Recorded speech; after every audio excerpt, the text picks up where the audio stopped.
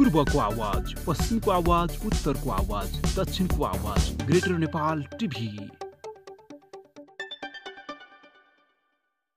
भारत अतिक्रमित लिम्पियाधुरा, कालापानी र लिपुलेखका भूभाग समेटेर नक्सा जारी गर्दै आफ्नो राष्ट्रवादी छवि देखाउन खोजेको सरकारले अङ्गीकृत नागरिकता प्राप्तिको प्रावधानलाई पनि त्यसैको निरन्तरताका रूपमा देखाउन खोजेको विपक्षी दलले आङ्कलन गरेका छन्।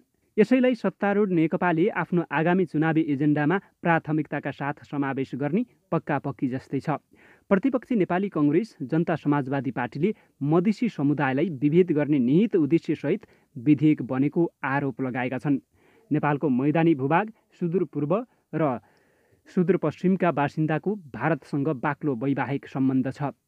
त्यो भेगका बासिन्दाको संवेदनशीलता विचार गर्दै विपक्षी दलले नागरिकता विधेयकको व्याख्या गरेका छन्। सत्तापक्षले भने विगतमा राज्यलाई नै कमजोर बनाउने गरी नागरिकताका नाममा गतिविधि भएको भन्दै अब त्यस्तो गल्ती नदोर्याउने अडान पेश गरेको छ।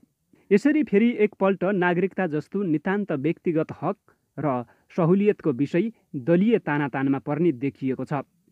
नागरिकहरूको संवेदनालाई अपिल गर्दै राजनैतिक क्रियाकलाप गर्ने यस्तो प्रवृत्ति नयाँ भने पक्कै होइन। 2009मा पहिलो पटक ऐनमा समेटिएपछि नै नागरिकताबारे विवाद र बहस चल्दै आएको छ। 2036मा भएको जनमत सङ्ग्रहमा बहुदल पक्षलाई हराउन तत्कालीन शासकले नागरिकताको सहारा समेत लिएका थिए। प्रधानमन्त्री सूर्यबहादुर थापाले निर्दललाई जिताउन दरबारसँग मिलेर गैर नेपालीलाई समेत मतदाता नामावलीमा समावेश गरेको आरोप लागेको थियो। मतदाता सूचीमा सूचीकृतकै भरमा पछि धेरै गैर नेपालीले नागरिकता पाए। नागरिकताबारे बहस सतहमा देखिएको चाहिँ 2039मा हर्क गुरुङ अध्यक्षताको बसाई सराई कार्य समूह गठन भएपछि हो। समूहले 2040मा सरकारलाई बुझाएको प्रतिवेदनमा मुलुकको तराई क्षेत्रमा धेरै भारतीय आप्रवासीको आबाद रहेको र त्यसमध्ये अधिकांशले नेपाली नागरिकता पाएको औल्याउँदै नेपाल जस्तो सानो र सीमित साधन स्रोत भएको मुलुकले यो प्रवृत्ति नियन्त्रण गर्नुपर्ने सुझाव दिएको थियो। मधेसी मूलका नागरिकहरूले उक्त आयोगको प्रतिवेदनले लाखौँ नेपालीलाई गैर नेपाली बनाउने भन्दै त्यसलाई जलाएर विरोध जनाएका थिए। त्यसैको प्रतिरोध स्वरूप तराईमा क्षेत्रीय मुद्दाहरू उठाएर राजनीतिक समूह जन्मिए। 2046को बहुदलीय परिवर्तनपछि गजेन्द्र नारायण सिंहले नेपाल सद्भावना पार्टी नामक राजनीतिक दल नै बनाए। त्यस पार्टीको मुख्य मुद्दा नागरिकता बारेकै थियो। बहुदल कालपछि त नागरिकतामाथिको राजनीति झनै उत्कर्षमा पुग्यो। त्यस बेलाका ठुला दुई दल नेपाली कङ्ग्रेस र नेकपा एमाले बीच आफू सत्तामा पुग्न साथै नागरिकता सम्बन्धी आयोग समिति बनाउने होड चल्यो। 2051देखि 2053को बीचमा 3वटा आयोग समिति बने। यसको सुरुवात एमाले 9 महिने सरकार चलाउँदा धनपति उपाध्यायको नेतृत्वमा आयोग बनाएर गर्यो। मुलुकभर 34 लाख बालिक व्यक्ति नागरिक विहीन भएको भन्दै समस्या विकराल रहेको धनपति आयोगले औँल्यायो। मधेसमा कमजोर उपस्थिति रहेको एमाले नागरिकताकै विषयबाट त्यहाँ आफ्नो वर्चस्व फैलाउने योजना बनाएको थियो। तर आयोगको सिफारिस कार्यान्वयनमा जान नभ्याउँदै सरकार ढल्यो। यद्यपि प्रतिपक्षमा बसेर एमाले संसदको रोस्टम घेराउ, नियमित अधिवेशन, अवरोध लगायत क्रियाकलाप मार्फत आयोगको सिफारिस लागू गराउन दबाब दिइरह्यो। एमालेलाई राजनीतिक लाभ हुने बुझेरै हुनसक्छ शेरबहादुर देउबा नेतृत्वको कङ्ग्रेस, राप्रपा, सद्भावना पार्टी सम्मिलित सरकारले प्रतिरोध स्वरूप अर्को समिति बनाइदियो। यसको संयोजक तत्कालीन कङ्ग्रेस सांसद महन्त ठाकुर थिए। यही श्रृङ्खलाबद्ध किचलोबीच अन्ततः दुवै प्रतिवेदन कार्यान्वयन हुन पाएनन्। देउबा सरकार ढलेपछि बनेको लोकेन्द्र बहादुर चन्द्र सरकारका गृहमन्त्री वामदेव गौतमले अर्को समिति बनाए। जितेन्द्र देव अध्यक्षताको नागरिक अनुगमन तथा मूल्याङ्कन समिति बन्यो। नाम अनुगमन र मूल्याङ्कन भए पनि यसले टोली बनाएरै नागरिकता वितरण गर्यो। सर्वोच्च अदालतमा मुद्दा परेपछि समितिले बाँडेको 34,090वटा नागरिकता सर्वोच्चले अवैध ठहराइदियो। त्यसपछि 2056को चुनावपछि गिरिजाप्रसाद कोइराला सरकारले प्रतिनिधि सभामा नागरिकता सम्बन्धी विधेयक पेश गर्यो। प्रतिनिधि सभाबाट पारित विधेयकलाई राष्ट्रिय सभाले भने पारित गरेन। प्रतिनिधि सभामा काङ्ग्रेसको बहुमत थियो भने राष्ट्रिय सभामा विधेयक रोक्न एमाले र दरबारको गठबन्धन भयो। यसको मूल कारण राजनीतिक लाभ हानि नै थियो।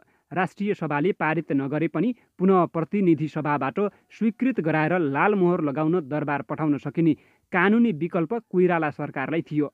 तर त्यही बीचमा दरबारले सर्वोच्चको राय लिँदा विधेयकका कतिपय प्रावधान संविधानको मर्म विपरीत भएको राय आएपछि विधेयक प्रकरण तुहिन पुग्यो। त्यसपछि एकैचोटि गणतन्त्र स्थापनापछि नयाँ नागरिकता ऐन बन्यो, जसलाई इतिहासकै लचकदार कानुनी व्यवस्था मानिन्छ। नागरिकता ऐन 2063ले 2046 साल चैत मसान्तसम्म नेपालमा जन्मिएर यही स्थायी रूपले बसोबास गर्नेले जन्मको आधारमा समेत नागरिकता पाउने व्यवस्था गर्यो। यो ऐन आएपछि 550 भन्दा बढी वितरण टोली बनाएर नेपाली र विदेशी नछुट्याई 3 जना स्थानीयले सिफारिस गरेकै भरमा नागरिकता पाउने व्यवस्था गरियो। यसमा समेत धेरै गैर नेपालीले नेपाली नागरिकता लिएको गृहका अधिकारी दाबी गर्छन्। यो प्रावधान निकै विवादित बनेको थियो। राजनीतिक परिवर्तन पछि नेपालले नागरिकता वितरणमा उदार नीति लिनुका पछाडि भू राजनीतिक स्वार्थ जोडिएको आङ्कलन गर्ने गरिन्छ। भारत नजिक देखिन र विरोधी देखिन दुवै हिसाबले नेपालका राजनीतिक दलहरूले नागरिकताको विषयलाई उठाउने गरेका छन्। अब लागौ अन्यत्रका नागरिकता प्राप्तिका अभ्यासहरू कस्ता छन्, अब त्योतर्फ चर्चा गरौँ। दक्षिण एसियाका मुलुकहरूमा पनि वैवाहिक अङ्गीकृत नागरिकताका प्रावधान फरक छन्। तानाशाही पृष्ठभूमि भएका देशहरूले यसमा अझै कडाइ गर्ने व्यवस्था ल्याएका छन्। लोकतान्त्रिक देशहरूले पनि यसमा निश्चित प्रक्रिया पार गरेपछि नागरिकताका लागि योग्य मान्ने व्यवस्था गरेका छन्। जस्तो भारतमा भारतीय नागरिकसँग बिहे गर्ने विदेशी महिलाले त्यहाँको नागरिकता पाउन 7 वर्ष कुर्नुपर्छ। भारतको नागरिकता ऐन 1955मा भारतीय नागरिकसँग विवाह गर्ने विदेशीले 7 वर्षपछि नागरिकताका लागि आवेदन दिन पाउने व्यवस्था छ। बङ्गलादेशी नागरिकसँग विवाह भई कम्तीमा 5 वर्षदेखि त्यहाँ बसोबास गरिरहेको र बङ्गाली भाषा जानेको व्यक्ति नागरिकता प्राप्तिका लागि निवेदन दिन योग्य मानिन्छ। पाकिस्तानको नागरिक ऐन 1951ले पाकिस्तानी नागरिकसँग विवाह गर्ने विदेशी महिलाले पाकिस्तानको नागरिकताका लागि आवेदन दिन 5 वर्ष पुर्नुपर्ने व्यवस्था गरेको छ। भुटानको नागरिकता सम्बन्धी कानुनमा भुटानी नागरिकसँग विवाह गरेकी विदेशी महिलाले कम्तीमा 10 वर्ष त्यहाँ बसोबास गरेपछि नागरिकता प्राप्तिका लागि निवेदन दिने व्यवस्था छ। नागरिकता पाउन ती महिलाले अधिकारी समक्ष निष्ठाको शपथ खानुपर्ने व्यवस्था कानुनमा छ। मालदिप्सको नागरिकता पाउन कोही पनि व्यक्ति कम्तीमा 12 वर्ष त्यहाँ स्थायी रूपमा बसोबास गरेको र इस्लाम धर्मावलम्बी हुनुपर्ने कानुनी व्यवस्था छ। यस्तै अफगानिस्तानको नागरिकता सम्बन्धी कानुनमा इस्लामिक शरिया कानुन अनुसार अफगानी नागरिकसँग बिहे गरे तत्काल नागरिकता पाउन योग्य हुने उल्लेख छ। शरिया कानुन अनुसार बिहे भएको अवस्था बाहेक नागरिकता प्राप्तिका लागि योग्य हुन कम्तीमा 5 वर्ष अफगानिस्तानमा बसोबास गरेको हुनुपर्ने उल्लेख छ। अमेरिकामा विदेशीले नागरिकता प्राप्त गर्न 5 वर्षदेखि स्थायी बसोबास, परिचय पत्र अथवा ग्रिन कार्ड प्राप्त गरेको हुनुपर्छ। अमेरिकी नागरिकसँग बिहे गर्ने महिलाले पनि नागरिकताका लागि आवेदन दिन कम्तीमा 3 वर्ष अघि त्यस्तो ग्रिन कार्ड प्राप्त गरिसकेको हुनुपर्छ। बेलायती नागरिकसँग विवाह गरेको विदेशीले त्यहाँको नागरिकता प्राप्तिका लागि निवेदन दिन त्यहाँ स्थायी बसोबास रहेको प्रमाण पेश गर्नुपर्छ। कम्तीमा 3 वर्ष वैधानिक हिसाबले बसोबास गरेको, बेलायतको जीवन पद्धतिबारे राम्रो ज्ञान भएको तथा लाइफ इन द युके नामक कम्प्युटराइज्ड परीक्षा उत्तीर्ण गरेको लगायतका योग्यतापछि मात्र त्यहाँको नागरिकताका लागि आवेदन दिन पाइन्छ। चीनमा विदेशीले नागरिकता लिन सजिलो छैन। नागरिकता सम्बन्धी कानुनको दफा 7मा चिनिया नागरिक नजिकका आफन्त भएमा, चीनमा बसोबास गरेको भएमा र अरू कुनै वैधानिक कारण भएमा कुनै विदेशीले चिनिया नागरिकताका लागि आवेदन दिन सक्छ। तर त्यसअघि अर्को परिचय पत्र, चिनिया ग्रिन कार्ड प्राप्त गर्नुपर्छ। ग्लोबल टाइम्सको रिपोर्ट अनुसार चिनिया नागरिकसँग विवाह गरेकी महिला त्यसका लागि कम्तीमा 5 वर्ष चीनमा बसोबास गरेकी हुनुपर्छ। यो 5 वर्षमा पनि हरेक वर्ष कम्तीमा 9 महिना चीनमै बसेको प्रमाण पेश गर्नुपर्छ। नियमित आम्दानी भएको तथा चीनमै स्थायी बसोबास भएको प्रमाण पेश गरेपछि बल्ल चिनिया ग्रिन कार्ड प्राप्त गर्न सकिन्छ। 3 असोज 2072मा नेपालको संविधान सभाले नयाँ संविधान जारी गरे लगत्तै भारतले यसमा असन्तुष्टि जनाउँदै संशोधन गर्नुपर्ने 7 बुँदा नेपाललाई पठायो। त्यसमध्ये अन्तिम बुँदा नागरिकता सम्बन्धी थियो। नेपालको संविधान 2072को नेपाली नागरिकसँग वैवाहिक सम्बन्ध कायम गरेकी विदेशी महिलाले चाहेमा सङ्घीय कानुन बमोजिम नेपालको अङ्गीकृत नागरिकता लिन सकिनेछ भन्ने प्रावधानको सट्टा नेपालीसँग विवाह गर्न साथै स्वत नागरिकता पाउने व्यवस्था गर्न भारतले लिखित आग्रह गरेको थियो। यसको खुलासा संविधान जारी भएको 4 दिनपछि 7 असोजमा भारतीय दैनिक द इन्डियन एक्सप्रेसले गरेको थियो। लिखित सुझावलाई नेपालले सुनवाई गरेन। परिणामतः संविधान जारी लगत्तै भारतले नाकाबन्दी लगाएपछि दुई देशीय सम्बन्ध चरम कटुतातर्फ धकेलियो। त्यसपछि विदेश मन्त्री सुषमा स्वराजले भारतीय संसदमै नागरिकता सम्बन्धी नेपालको संविधानको प्रावधान चित्त बुझ्दो नभएको बताइन्।